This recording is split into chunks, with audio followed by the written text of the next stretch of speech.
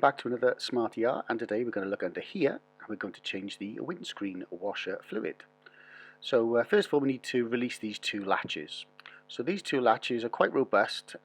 There's nothing else, it literally just requires a pull to one either side, so out towards the wings themselves, and they'll just kick up the front of the service hatch or the bonnet. You just lift it up a slight bit and then pull it away from the front of the car, like so. Nice and easy. Like I say, it might be a bit stiff, but don't panic.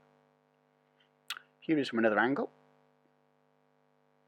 So there are two locating lugs at the top and then two locating lugs at the bottom.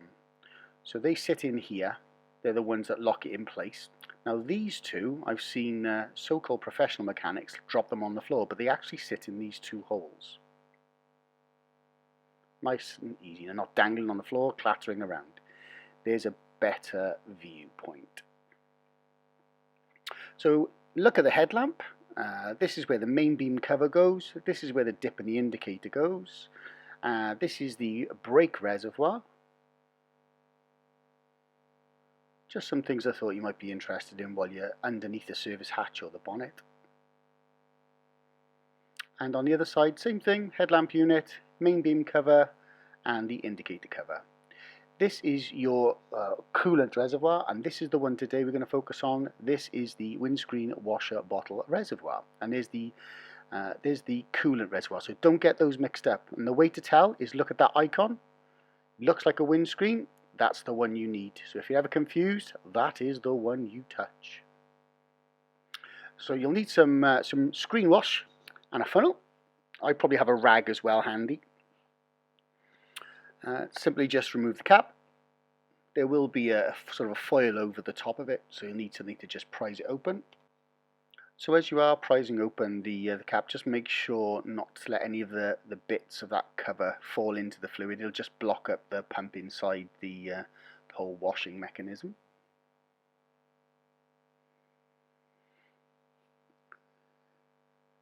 Funnel, make sure your funnel's nice and clean. This looks dirty, but it has been cleaned thoroughly. It's just a stain from some of the oil and other lubricants that I've used it for.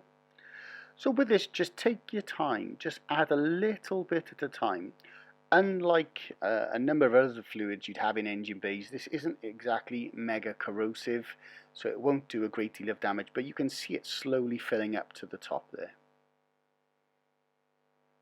There you go. Nice job done there. That's just a simple case now of refitting the bonnet or the service panel. Locate the top two lugs first, push it up into the windscreen. There we go.